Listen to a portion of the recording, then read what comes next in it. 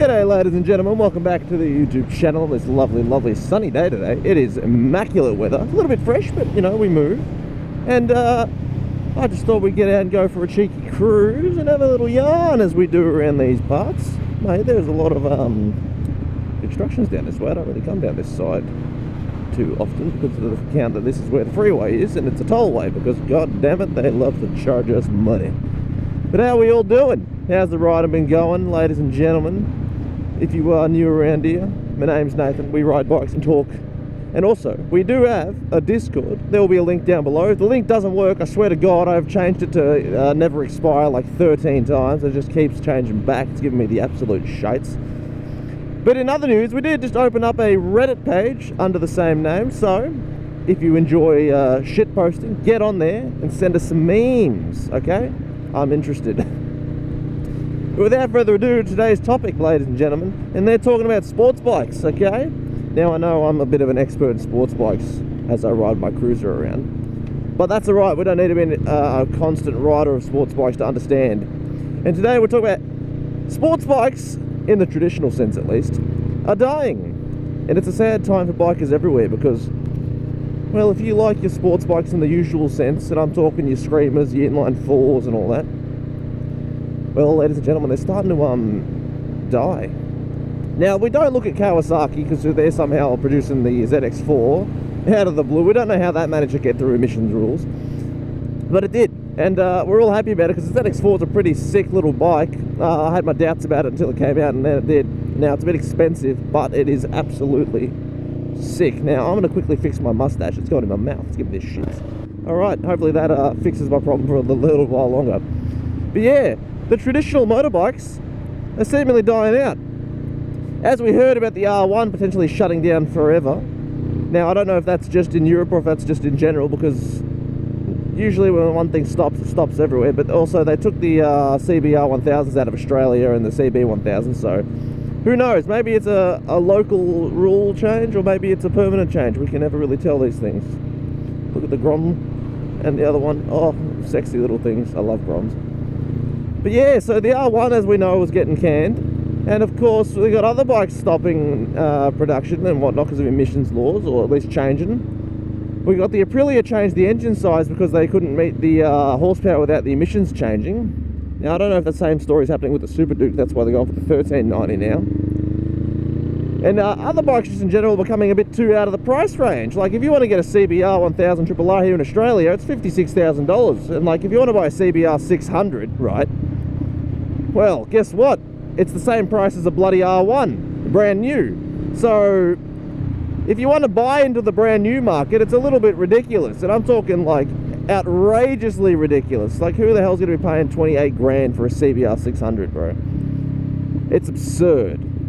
Now, don't get me wrong, they're sick bikes, but why would you pay R1 money for a 600cc bike? Now, I get it, it's a Honda. Hondas are just, they got that Honda feel. But Honda's got that Honda tax, and nobody likes to have to pay the Honda tax just to bloody ride a bike, man. Such a pain in the ass.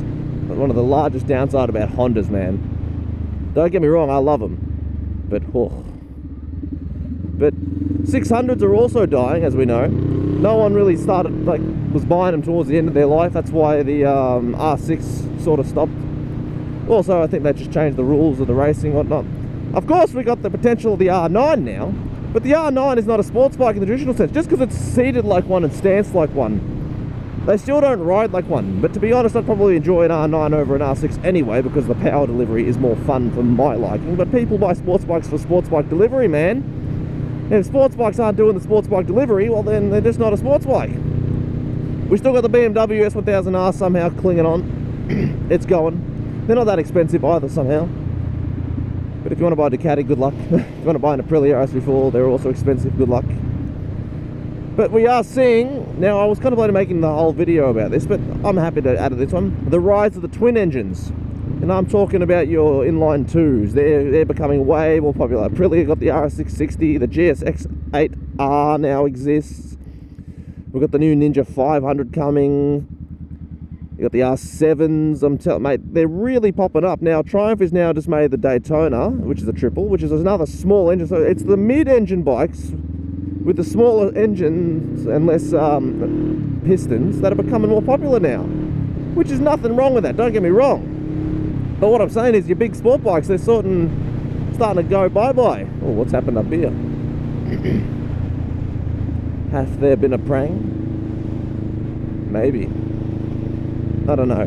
But man, it's a bit of a shame to see the biking community gets so like hit by these bloody emissions rules and whatnot, because bikes make up how little percentage on the road here in major places. So it's just ridiculous that we get screwed over so hard, as opposed to like other things. Like bikes and supercars should be the one thing unaffected by emissions, because how many people buy supercars and not everyone rides a bike, so it doesn't really matter if they haven't got a cat or something. It's a load of shicer, and it's really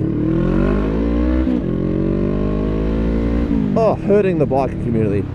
And it sucks, it does. We can't do anything about it, that's the downside. We just gotta sit and suffer and smile like a bunch of good cattle, don't we?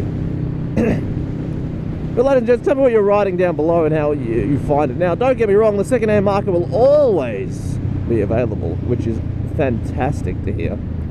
Because if you do want to get yourself a traditional sports bike, guess what? That's where you're going to have to go to buy one. Hello. You'll love to see the person pull out on the GoPro. That's going to feel very far away, so it's not too bad. Hey, don't you fucking try and block me in, you. I can't say that word on YouTube anymore, though I don't like it. Oh, we got to sneak through here real quick. Delightful. We'll go around this side. But yeah, it's evolving constantly. Now, don't get me wrong, I love my middle engine bikes. Middle engine, as in middle-sized engine bikes, because they do offer so much fun for street riding. Now, in places like, say, Europe, I can understand the joys of having a bigger engine, bigger bike, because it's just, you get places to use it. Like, you get the Autobahn, and you can actually enjoy the power it has to offer. But in Australia, they're so anal about speed laws, which is fine, but like, say in America it's a 60 mile an hour zone, you've got to go 60, everyone thinks you're slow, whereas you can go like, I don't know, 90 miles an hour sometimes, and then that's fine. Where in Australia, if you do 104 and 100 zone, mate, guess what, the Highway Patrol will be up your ass. So there's no real need having a bloody 215 horsepower, 300 horsepower turboed weapon when we can't even bloody use a third of it. So that's why I'm looking at these middle engine things that have got about 120 to 140, 50 horsepower. And I'm not too mad about it. Now, like I said, the traditional sports bikes are dying, but it doesn't mean that we're going backwards. We are evolving in the sense of we're getting other things, and it's not all doom and gloom.